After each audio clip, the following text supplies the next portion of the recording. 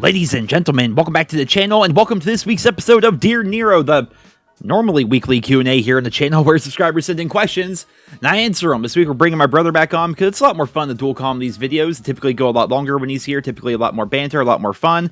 And without further ado, ladies and gentlemen, let's undeafen in Discord. And Justin, how are you today? I'm doing great. How are you? I'm doing wonderful. We're going to be switching it up this week. Typically, whenever you're on, you look at the questions, and I have no idea what they're going to be. We're reversing it. I'm looking at the questions. I didn't even pre-scan these or anything, man. I have Twitter open. I'm just going to read as I go, essentially. And we're going to tackle most of the questions. As many questions as we can get before your wife gets home and forces you to stop recording. How's that sound? Sure. That doesn't sound like a bad idea at all. It'll be funny. Bring her on. She can answer some questions herself. It'd be great. But the first one here is going to be coming in from Codename G, who writes, Dear Nero, if they take enough time to develop Call of Duty 2023, because I heard 2023 is not going to have a premium COD title, do you think it's going to be released in a better state that year? And add on top of that, Patrick Barron is asking pretty much the same question. Do you think we're going to get good zombies with 2 to 3 maps? Do you think multiplayer is going to be better? Basically, what do you feel the year off is going to do to the Call of Duty franchise? Hopefully it will, actually give them time to complete a game, because there hasn't been a completed Call of Duty release in many years. A good long while. Yeah, 100%. Long time. That's been the biggest problem, I would say, with COD over the past couple years, is they release with a good idea, but unfortunately, the games themselves don't release in a very good state. There's typically a bunch of problems, a bunch of bugs. Like, if most of the bugs that existed in Vanguard weren't there, then the launch of the game would have been fantastic, in my opinion. But unfortunately, there's a bunch of problems. You couldn't get atomic camo. The challenges themselves weren't tracking properly. There's all sorts of bugs, all sorts of glitches, and it just really... The problem is it takes them so long to get all these problems fixed that by the time they are fixed, which is like Season 3, Season 4, we're all burnt out of the game by that point. At least I am, personally. I know a lot of people probably in the comments of this video will agree. We just get burnt out by that point. It's also just demoralizing. You buy the game and you expect to go in. You spend your $60, if not more. Most people buy the special editions, so like $100. Mm-hmm. And you go into it, and the game's not even finished. Yeah. And it's like, this is just what they do every year. And you also know that, well, up until now anyway, this game is only going to be good for a year. You have this game for a year, and then the next Call of Duty will be out, and this one will be pretty much irrelevant. And you want to enjoy all the time that you get with it, because you get a short time with it. Yeah. And you don't even get to enjoy that time because the game's not even completed on release. Yeah, it feels as though the annual release cycle has caught up to a lot of fans. Initially, that was a big selling point because back when games seemed to be at least somewhat completed, you had Modern Warfare 2, Black Ops 1, Modern Warfare 3, Black Ops 2. Every year, it was something fun, it was something interesting, it was something cool, and the annual release cycle was actually a selling point. But nowadays, with them going with more of the games as service model, I think they call it, where basically they're doing all the updates and all the content drops and the seasons and seasonal prestige and stuff like that. The fact that they want you to grind the game, they're acting as if it's a game like Fortnite, which is like an evergreen game where stuff you do in 2015 matters in 2022. That's not relevant in COD. It just isn't. That has not been a thing. Stuff you do in this game does not matter in the upcoming game. Warzone's been the only exception, but apparently with Warzone 2, none of the stuff you did previously is going to matter. So I would say it's a massive problem, and hopefully it's something that can be addressed. Hopefully it's something they're actually going back to the drawing board in regards to. And yeah, just hopefully the year off is going to be good. I think that's what everyone's hoping for. Well, on that topic, is it true that the next COD is going to be free to play? There's, yes, they said they're going to be releasing some sort of free-to-play something or other in 2023. And right now, we don't have really any information on it. It seems like if most of the guessing work is saying that's going to be a mobile game, maybe a Warzone mobile, maybe a new version of COD mobile, maybe, I doubt it's going to be something crazy like COD Online being brought to the rest of the world. We'll see. A free-to-play game isn't bad. That a free-to-play game actually lives longer than a year. Oh, dude, the stuff on COD Mobile is insane. I don't know if you looked at any of it, but the COD Mobile's updates are yo, here's the holiday update. Here's 5 winter maps and a whole Christmas battle pass and it's crazy the stuff you get on COD Mobile. It's unfortunate that the game's just really boring because it's a mobile game, but I played it a little bit on the PC emulator and I only face bots, and I imagine after I play a bunch I would stop facing bots, but I don't want to get good at a game that's designed for my phone. I don't know. Yeah, I want true. I want a proper COD title. I want to be playing at 144 FPS and 1440p and 120 FOV and having fun with it. I don't want to be playing a mobile game on my computer. Well, they have to update that mobile game because they're going to lose players if not. Players are going to go somewhere else. But whereas they don't care about players who bought the game, who bought their $60 title, at the beginning of November, Yeah. because they already got their money. They don't care about that. They're waiting on the next COD to get more of your money, and then the next COD after that. That's what's great about a free-to-play game is that if they were to actually take a game and update it repeatedly and keep it up and running for multiple years, you could actually get a really good COD title. Yeah, it literally Fortnite it pretty much. Hate to keep bringing up that game, but yeah, if Fortnite's free, it has a massive community. People love spending money on that game. In fact, there's an entire community built around like the rarity of the skins and obtaining old skins from the battle pass and having the rare skins in the game and stuff like that. Like the rarest, most prestigious skins in the game are actually uglier than shit because they've been gone forever. Like Renegade Raider, for example, or no, there's a different one. Aerial Assault Trooper it's the most basic, boring skin imaginable, but it's what people love because it's one of the oldest skins in the game and very few people actually have access to it. Stuff like that is fun in video games. So the annual release cycle has not been a good thing for COD in a very long time. In fact, the games come out buggy because of it. The games are not enjoyable because of it. And what we actually do enjoy in the game, which is actually playing it and unlocking things and progression and stuff like that, it's hard to even enjoy that because it's all irrelevant in 6 months. And normally it takes them 6 months to even get the game going. So it's just unfortunately, a terrible system.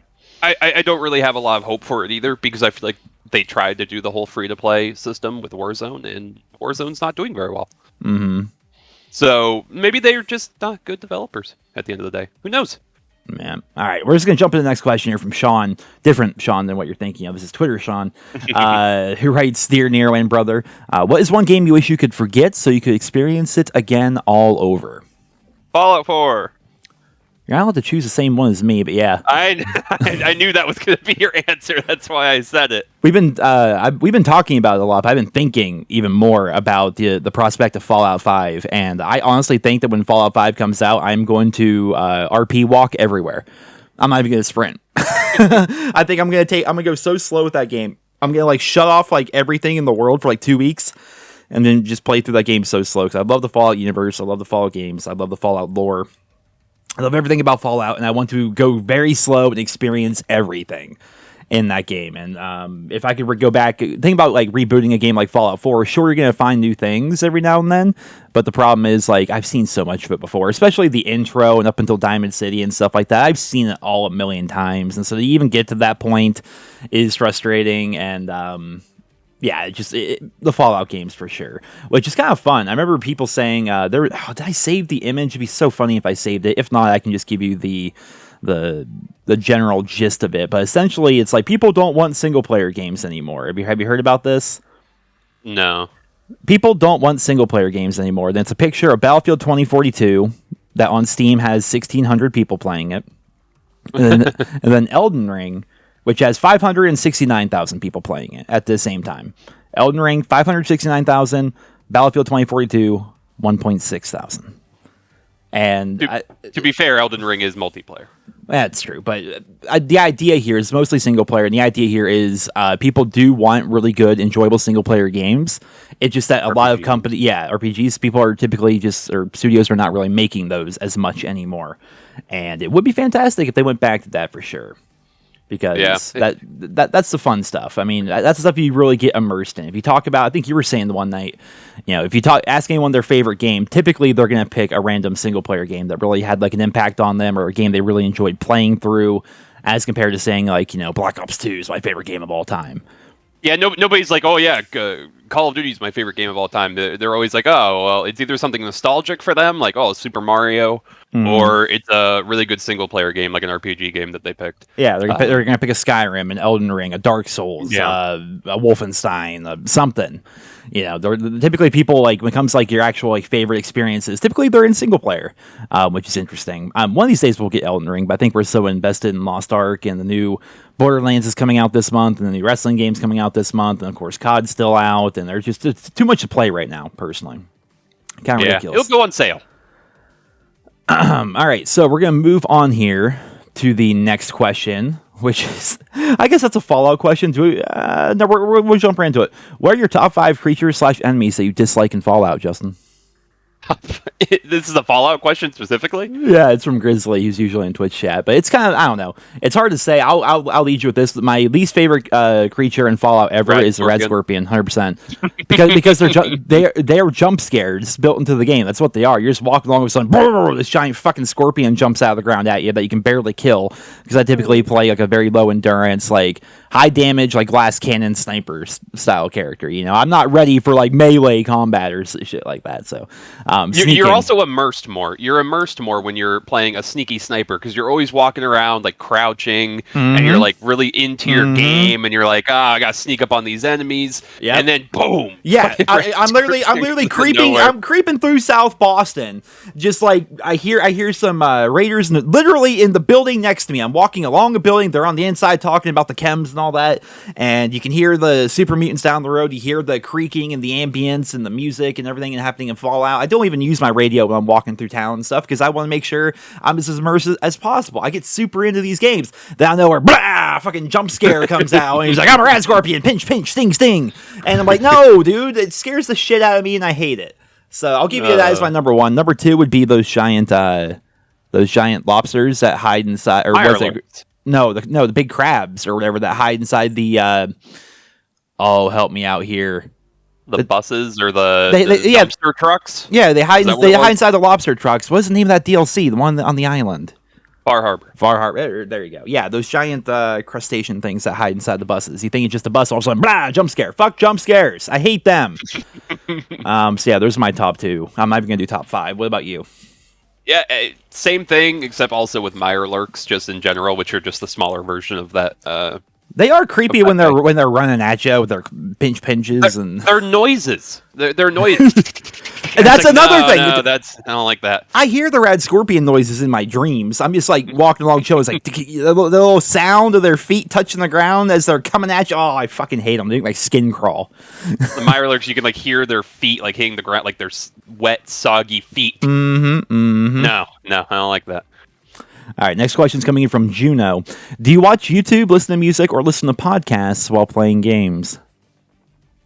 You want me to answer that first? Yeah. I think you should go first on most of them. It depends on the game. If it's as we were just discussing, I love to bring up Fallout repeatedly. If you're super immersed in a single player game where you're trying to hear everything, you're trying to hear the ambiance and everything like that, I don't listen to music or anything while I play it. If I am playing a multiplayer game that doesn't require me to have sound, like a ton of sound, Overwatch, for example, like you want to have sound on, but it's okay to have music playing in the background. I'll have music playing in the background while I play Overwatch. And if it's something like Lost Ark and I'm not doing the main story, I'll have a podcast on or music playing or whatever. Yep. As long as I'm not doing the main story. If I'm sitting here doing side missions and stuff, I'll just throw on music. Yep, I'm the same way. Single player stuff. If it's something I'm actually want to get immersed in, there's nothing. Even if I'm playing a normal game, I'd usually have music or whatever on. If something like important happens, like pause music, hyper focus, and then you unpause. But typically, like, okay, if I'm not streaming, typically when I stream, I just have like background music and stuff on. But if I'm just playing games by myself and whatnot, I'm not streaming, I'm not making videos or anything, then I'll usually have YouTube or Twitch on the background. Mostly Twitch, honestly, these days. I don't watch a lot of YouTube anymore. Yeah, me neither. When I do, it's old nostalgic stuff. Like if I'm climbing Hearthstone ladder, I'll put some old Total Biscuit Hearthstone videos on. But yeah, aside from that, like it's you always have something on the second monitor, pretty much. Like if you guys don't have a dual monitor set up, you're just messing up. That's how it is. It's fantastic. Oh, yeah, I don't even use my second monitor that much. If I throw on Spotify, it's just in the background, and I'll alt tab. But I rarely alt tab. Oh, you don't have an entire internet browser on your second monitor with Twitter and YouTube and Twitch and things you're randomly looking up and all sorts of stuff. No. While I'm playing a game, usually no, I'm focusing on the game. Nah, you gotta go music in the background. You gotta go full screen windowed mode, and then you can easily jump in between the game and your second monitor. It's fantastic. This is a fun question. Do both of you plan on trying out WWE 2K22? I got it for PS5, and it looks, even sounds amazing with 3D audio. For people who follow the streams, they know the answer to that question. Yes, we're both getting the game, and what's fun is it's very meta. It's very, most people don't care about it, but the people that are like normally around in our streams, like Earthbound and System and CZ and Namaste and Nate and James and Tate and like all the people that are like normally hanging out in the streams, like in Discord and stuff like that. Justin and I are creating all of us in WWE 2K22, and we're gonna have a Royal Rumble to see who's gonna be the NerosCinema champion. It's gonna be fantastic. Everyone's gonna have like an 80 overall, but we're gonna distribute stats based on what we feel. So like Tate, for example, literally lifts every day. So Tate's gonna be like the big strong guy essentially, right? Whereas CZ, he's a Mexican, and so he's gonna be like the luchador. Earthbound and Tails are both from Australia, so we're gonna make them both look like the crocodile hunter.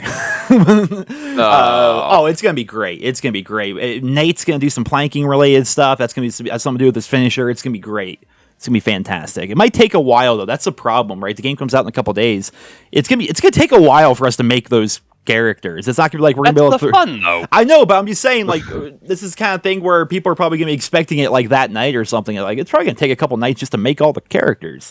Like, we're gonna be spending a while putting this stuff together.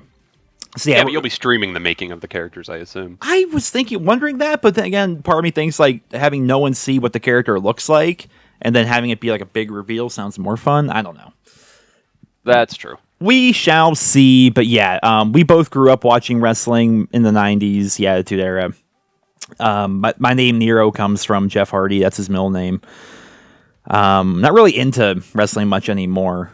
Can we go back to you saying that it's called the NerosCinema Championship? Yeah.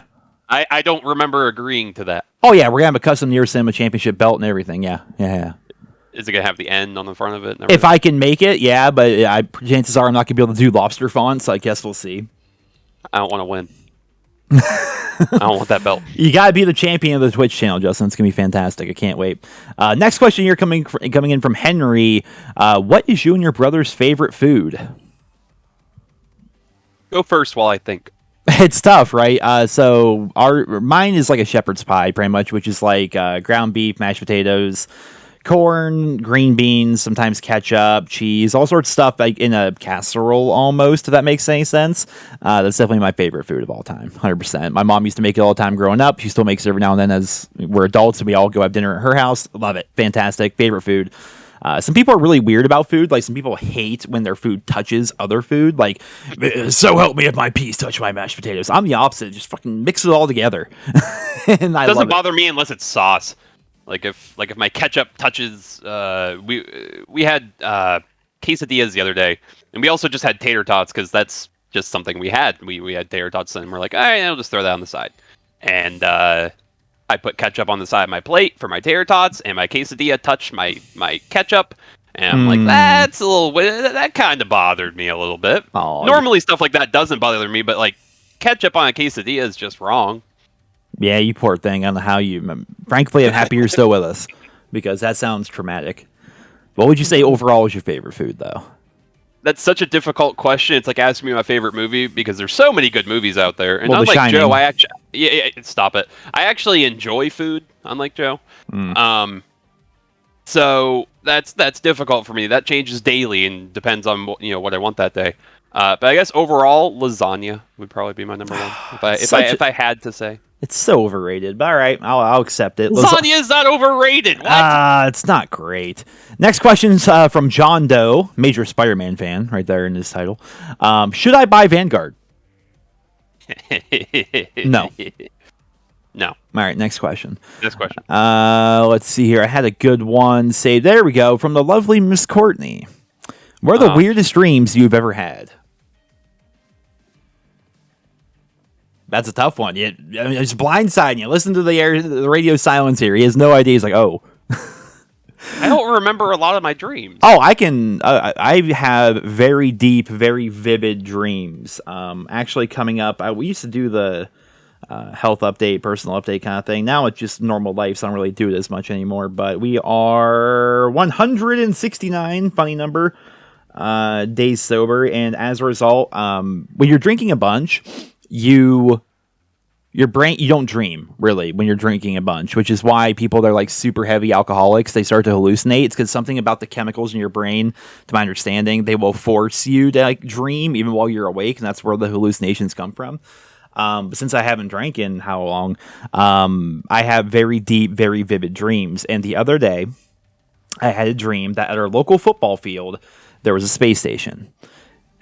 I don't know why, but there was a space station. And my cousin Nick and I took a ride on the spaceship, and it just took us like you would on an airplane, like up in the sky, up in the space. Then we came back down, landed, and it was normal and it was fine. My cousin left, and then I was going to leave. I remember it was like a maze to get out. I always had this really weird, uneasy feeling. And then I finally found my way outside, but I realized I lost my shoe.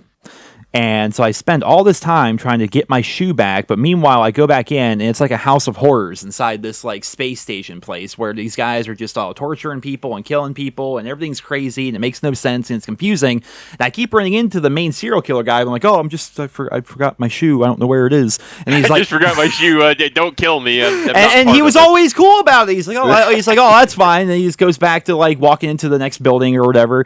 And that's all I remember from the dream. I had a dream where I had a dream about the Angry Beavers the other night because I've been watching that show on Disney, or no, it would be Paramount.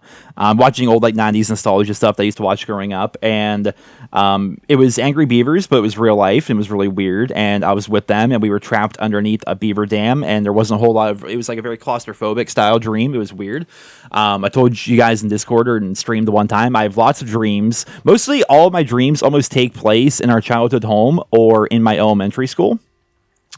And a lot of them involve our grandmother who passed away 15 years ago, it must be.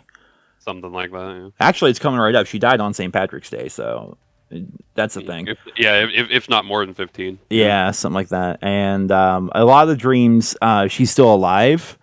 And everyone in the dream knew she was dead, but she's back now. And everything just goes right back to normal. And no one acknowledges the fact that she was dead. That happens a lot. I had that dream a lot as well. I remember when I was really young, I had a dream where our cousin Jackie murdered me to the theme song of Gangrel. Do you remember Gangrel from wrestling? Sort of. He was like he was like the vampire guy. He had the brood with Edge and Christian. That theme song was playing, and I was murdered by our cousin, who was at the time like 7 years old. My dreams. And that stuck with you. It was my first that was the reason why it stuck with me. I think is because it was like my first real nightmare where I woke up like scared. I do have a story about that then. Okay. Because the only dream that for some strange reason, like I have vivid dreams as well, but I forget them. Like I remember them as I wake up, but I forget them like by the next day. But I think my first real nightmare was absolutely stupid. I was in You're saying being murdered by your 7-year-old cousin's not stupid?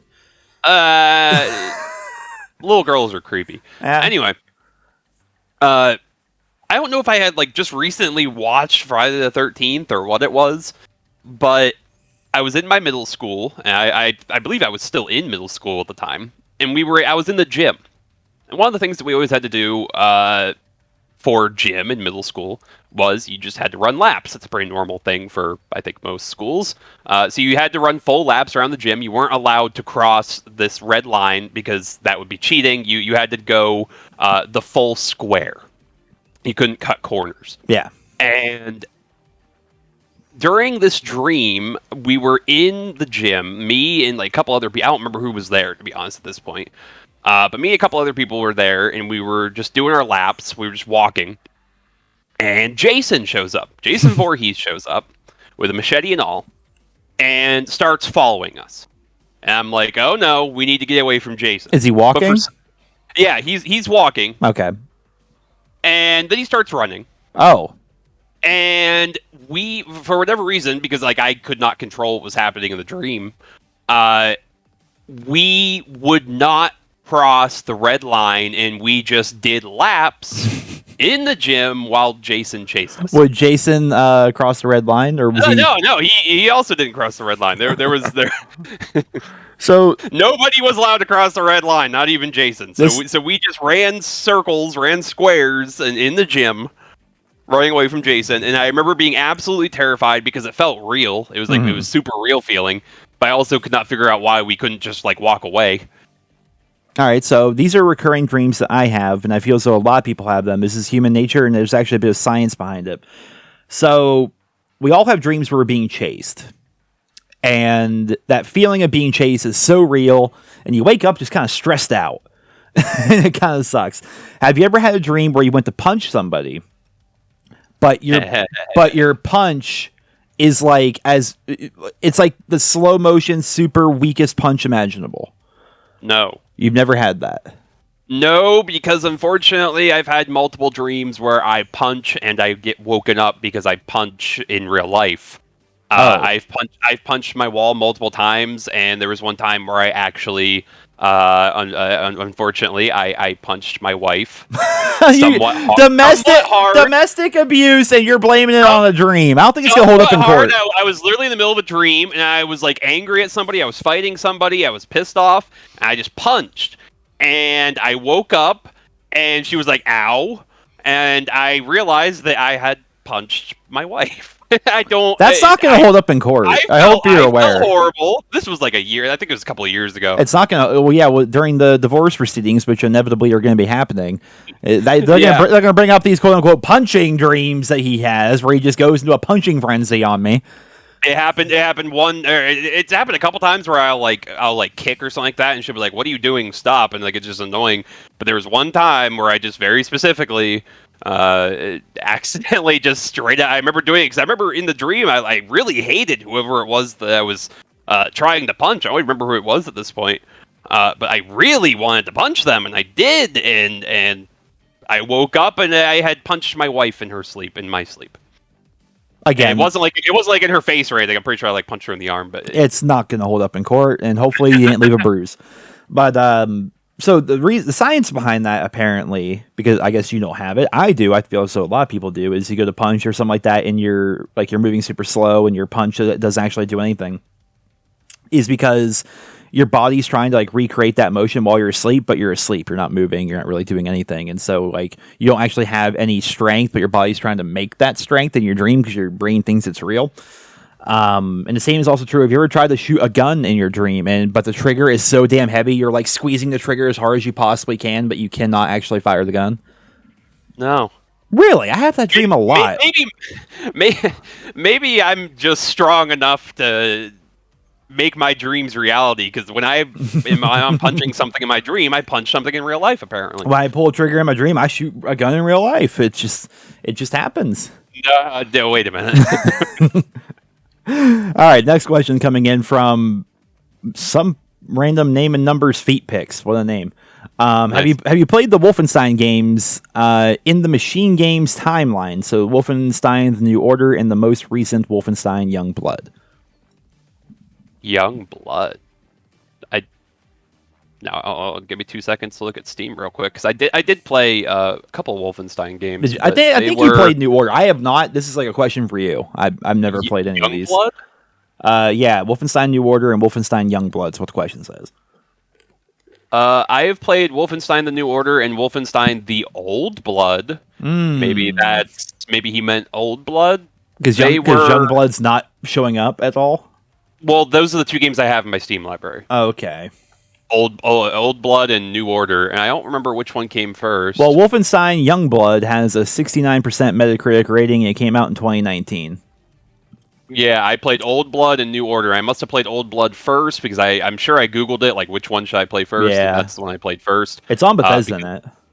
Yeah, it says I last played it October 15th of 2017, and New Order I last played October 23rd of 2017. So I must have I beat Old Blood and then beat New Order. And I remember them being very good, actually. They were good games.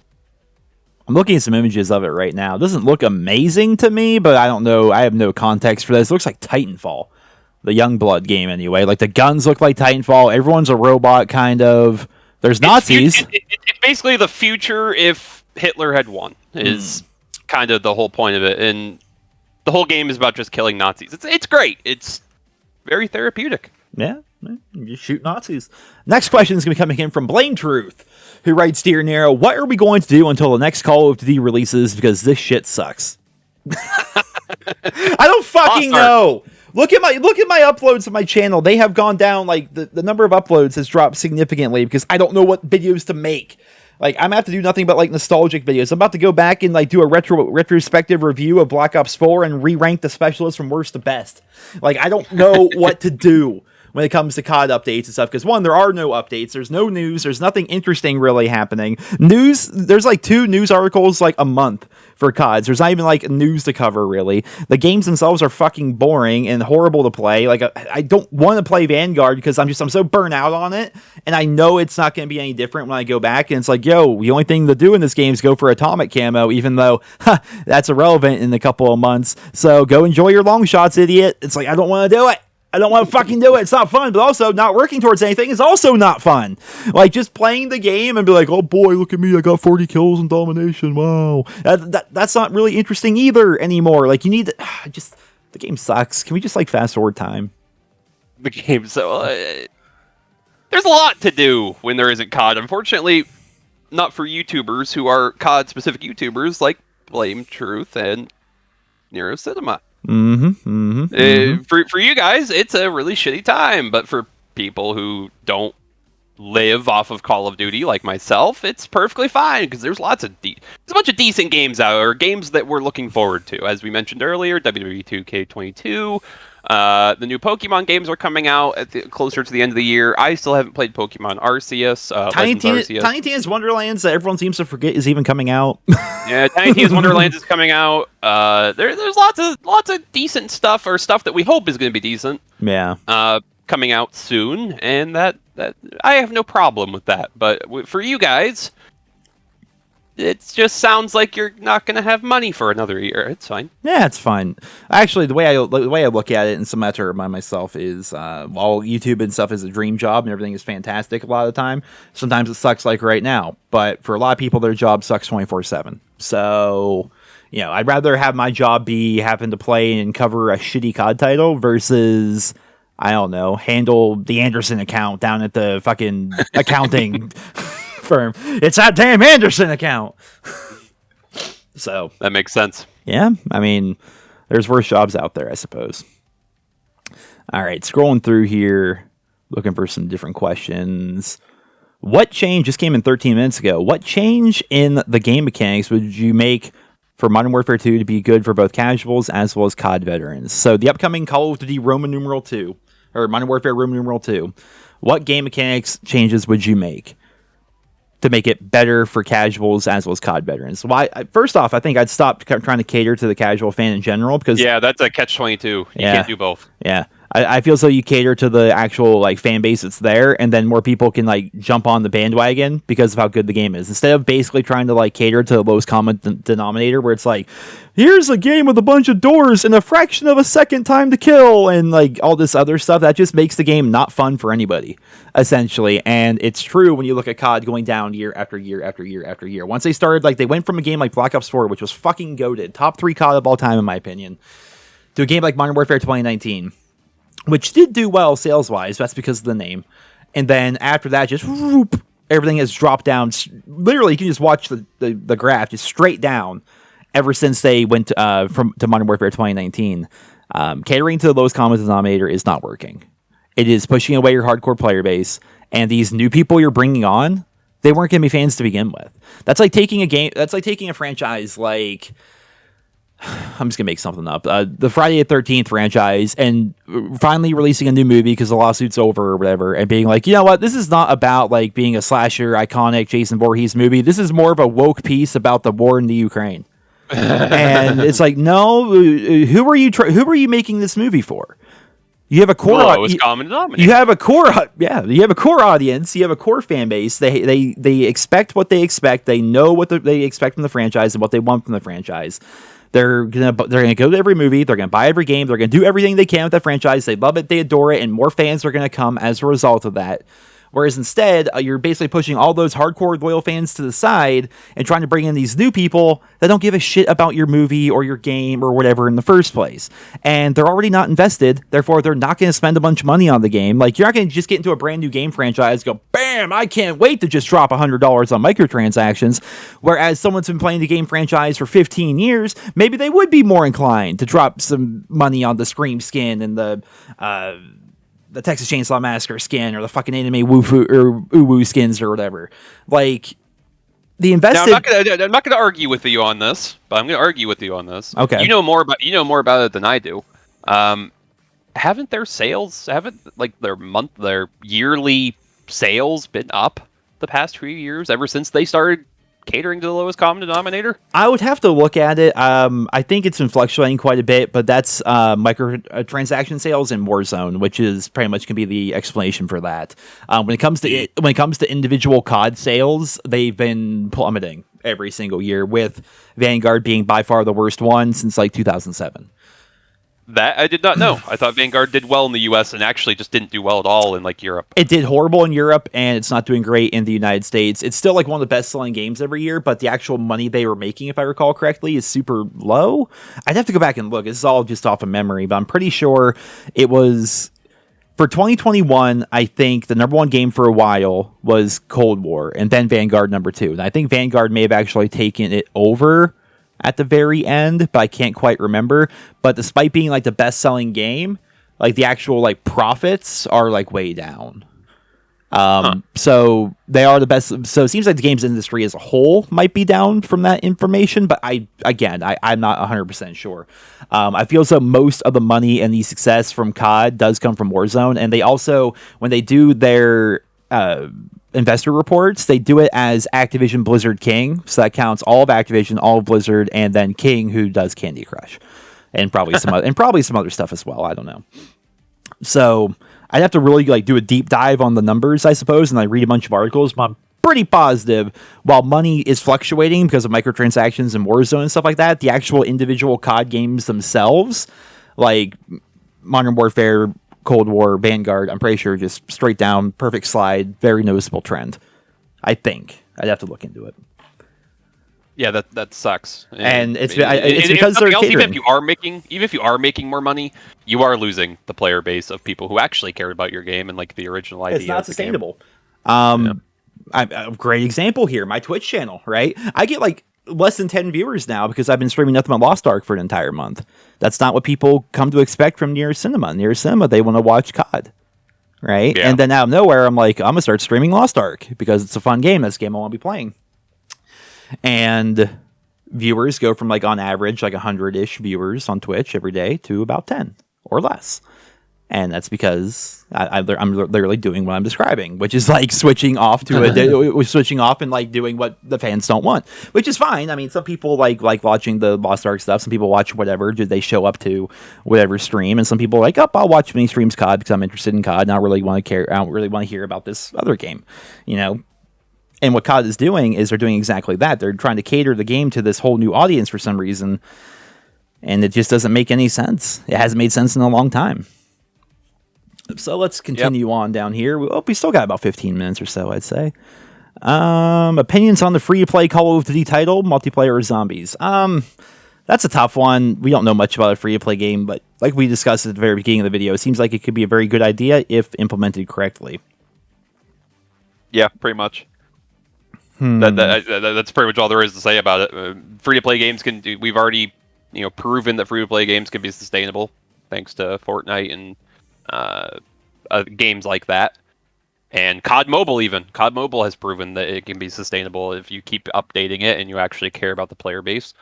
But whether that's actually going to happen or not, who knows? Because like Warzone is it's free to play, right? Warzone's free to play. Yeah. Yep. Yeah. But that's not exactly doing amazing. But Warzone's been doing pretty good. Sale wise, it's doing amazing. But I don't know. A lot of people have been complaining about it, especially since the new map. Yeah, that is a big thing. I don't know what the current state of the Warzone player. Warzone is horrible for me to even try to cover, and me just like paying attention to it on Twitter, just with the people I follow, it just seems so horrible. It's like one massive dick measuring pissing contest where with everyone like doing like college essays on the KDs of the lobbies of people that have good games. Like they'll be like, oh, this guy got 40 kills. Well, here is like my thesis statement on the exact KD ratio and win-loss ratio of every single person in his lobby, which brings the overall rating of that lobby to a 2.4, which is much lower than your average lobby of like a pro player. And it's like, I don't fucking like, dude, you guys are fucking. This is coming from me. You're a fucking nerd. Just stop it. Just go play the game. Like, holy shit, I don't get it. Like, if you have to do if it's to that point, that's how you have fun playing the game. Find a new game. Like, it used to be just people played games and had fun, but now everyone's VPNing and $150 controllers and doing all sorts of goofiness with their settings to make it so they don't have like bushes appearing. I don't even know. And the half of them are using Boomer like Joe. And half of them are using mods and cheats and soft mods. And apparently on the PS5 controller, if you tilt it forward, you have no recoil. And people have known about this for months, but they were keeping it a secret. Like, how do you keep up with this? Boomer Joe. Old days were better. Old days were better. Back when we just played COD 4 and we liked it. Oh, what are your thoughts on the score streak / kill streak systems we've seen over the years, and what do you think are the best and the worst? You're really having to think about this one, aren't you? Yeah, I personally just prefer straight kill streaks. You think kill streaks are better than score streaks? Yeah, I personally prefer straight kill streaks. Score streaks aren't a bad idea. Yeah, I'll break down the middle, because score streaks, if done correctly, which rarely it is, it's good. It rewards you for playing the objective. If you're playing domination stuff, it's great, but they can never figure out the proper score for score streaks in game modes like TDM. Like, if you're playing TDM and the UAV is a 6 kill streak, that doesn't work. And I've said for years, and those game modes, it's so simple. Maybe it's not, I don't know. But in Team Deathmatch, Free For All, and Search and Destroy, make it kill streaks. There you go. When you're playing in those modes, the streaks have two different values. Here's your score streak value. Here's your kill streak value. If you're playing in these game modes, it goes off the kill streak value. If you're playing in these game modes, it goes off the score streak value. In TDM, Free For All, and Search, they should be kill streaks. In Domination, Hardpoint, whatever other objective game modes, they should be score streaks. That seems very simple to me, but they've never really done that. And he also says in his question here, is just more of a personal thought from Matt, who says, I think the customization of streaks in Advanced Warfare added a great level of depth to the game, and for me, Black Ops 2 had the best overall system. So Black Ops 2 was good, but I was also like dropping like swarms without getting kills by capturing flags. So I don't know. Black Ops 2, it was probably one of the best that we've ever seen. But more to the point, the Advanced Warfare system of being able to customize your score streaks, I don't think you remember that, Justin, probably, do you? Not at all, because I didn't play Advanced Warfare very much. It was pretty cool. So you can take a UAV, this is just to make it simple. You can take a UAV, and you can make it so your UAV costs like 300 extra score, but it'll stay up in the sky 15 more seconds. Or you can make it so... I'm trying to think. That's kind of cool. I don't remember that being a thing. Oh, there's some crazy examples. So there's like a remote turret, right, that you put down, and it's kind of like a sentry gun, right? And I think by default, maybe the turret, you had to control it. I can't remember. But either way, you put down your remote turret, but you could also, for 500 more score, you can make it a laser turret instead of just being a ballistic like bullet turret. And for like another 200 score, I'm just making up numbers, you can make it so it was a rippable laser turret. So you could place down your laser sentry gun and then rip the sentry gun off its thing and walk around with a laser death machine. That was cool. That is cool. More customization's never a bad thing, in my opinion. Yeah, kill streak customization stuff was cool. Like, just make up examples. Your AC-130, for a couple hundred extra score or whatever, this is the cost of the score streak, which makes it harder to get. But for a couple hundred extra score, one person on your team could jump in there and be a side gunner with you. There was this one robot that would fly around automatically and follow you and kill people, and then I think for a couple hundred extra score, you could make it so instead of it following you around, you could control it. And you could also upgrade so it has rockets instead of bullets. Stuff like that. Like, the ability to upgrade your kill streaks was a fantastic idea, and they never did anything with it after Advanced Warfare for some reason. Well, yeah, because I feel like a lot of people didn't like Advanced Warfare, and unfortunately, it wasn't because of the kill streaks in Advanced Warfare, just because Advanced Warfare was booty. But why, and this is not a question at you, I guess, but it's more just in general, why do they have these ideas like that I feel so a lot of people enjoy and then just forget about them after that game is over. Like the headquarters from World War II, the customized streaks in Advanced Warfare. Up until this year, they kind of did a little bit with the operators, but back in Black Ops 3, you had the customization that you had for your different specialists in the game. So you would do all these challenges with your specialists. You would get the golden specialist armor for doing all the challenges with that specialist. Like, we never really had a system like that until Vanguard, although the Vanguard system's not as good in my opinion. They seem to have these cool ideas that are just like one-off features for an individual COD, and then they forget about it. Why not take the best shit from all the games and put them together? Like, there should be a headquarters in every game. There should be customizable streaks in every game. Streaks should also be based on what game mode you're playing, like we were talking about. There should be character customization and character level ups like we saw in Black Ops 3. Well, what's the point of a headquarters without loot boxes? That's true. That is actually, if you think about it, that's why there's no headquarters. They act like Michael Condrey's sitting there doing interviews and stuff like that. Like, we were inspired by games like World of Warcraft. We want the headquarters to feel like that first time we walk into Stormwind or Orgrimmar and all this. And literally, it was just a front to watch people open supply drops to increase microtransaction sales. Because if they actually cared about the idea of the headquarters, they probably would have done something with it in the past 4 years. But they haven't. Yeah, well, the only other thing I could add to that is maybe it had something to do with the taking away features and stuff. Might have something to do with the dev cycle.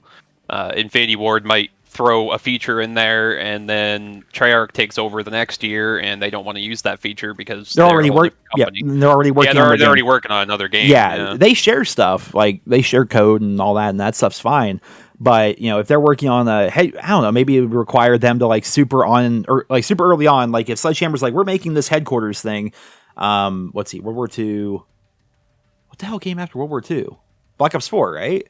Yeah, I think so. So they start making their headquarters for, World War II. If early on in development they're like, Treyarch, we know you guys are up next after us, so we're making this headquarters thing. We're not really. It's probably because they were like prototyping and still trying to figure it out, and they don't want to like burden that onto the next company, I suppose. But I mean, like, look, here's this like very like alpha stage project we're working on as a player hub. Maybe start working on this as well and throw it into your own game. Like, maybe it's complicated on the back end, but still, it seems like that's the kind of thing that they should be working on, is something awesome like a headquarters comes out and it's universally enjoyed.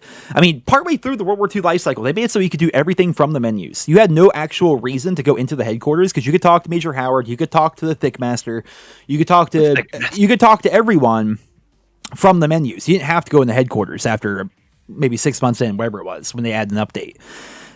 But people still went to the headquarters because they wanted to. Because it was fun. That was the whole point. And you just kept yourself there doing jumping jacks because it gave you COD. Because I needed social scores so I could have a little bar above my head that I couldn't even see. Yeah, of course. I have like 180 days on that game, according to my Xbox, just because I would every time I would leave my house, I would just leave myself doing jumping jacks in the headquarters because I wanted that social score. This is back when we actually played on Xbox, and yeah, anytime I logged on to Xbox, no matter what I was doing, there was old NerosCinema, or SB Nero, sitting there in the headquarters that said on World War II in the headquarters. Doing jumping jacks. I get my social score up, man. And like, there's Joe. He's just doing jumping jacks. Dude, my character was fit. He was fit. Oh, my God. Just cardio for days. Muscles. Oh, it was fantastic. But I think that's going to be about it for this week's episode of Dear Nero, I suppose. We got so many COD questions. There's a few of them. I guess we can end off with one final question here, if I could find it. It's going to be a tough one. I'm just going to do Control F, and there it is, hopefully. Nope. Oh, I can't find it. I'm having a hard time finding it, Justin. Oh. It's a non-COD related question, too. Oh, it's not COD related. It's a question I don't feel so you're going to... there it is. I found it. How does it feel being more handsome and dapper than your younger brother? I gotta tell you, it's tough. It really is. Who asked that? Hector's Optic. Hector's OG on Twitter. You even know? Is that... It's tough because I feel bad for him. Because not only does he have to live in my shadow, like being my younger brother, but also just being inherently like not as good looking as well. Leaving. It's definitely a problem. You're heading out. I'm heading out. You're not gonna say bye. You're not gonna like wish everyone that's listening a happy March. Happy March to everybody except for Hector's Optic. And if you want to see more of Justin, you just come hang out on twitch.tv/NerosCinema as we continue to grind through Tier 2 of Lost Ark into Tier 3 because Tier 2 sucks and takes forever. hear tier 3's worse. Well, at least we'll be there. Can't wait to get there. True. But yeah, it was a fun episode. Ran almost an hour long. Apparently, the Dear Nero I did previously, I think it was a solo episode here. I'm going to try and pull it up. I'm pretty positive it was like a 17-minute episode or something. Yeah, it was something shorter. And people are not very happy about that. They like the longer episodes. And there we go. We have a longer Dear Nero with the return of Justin. Hopefully you guys all enjoyed. And stay tuned for more videos here coming up this week. I got some fun ones planned. So until then, thank you all for listening. Thank you so much. Hope you guys all have a wonderful day. Wonderful day. Yeah, you said same time.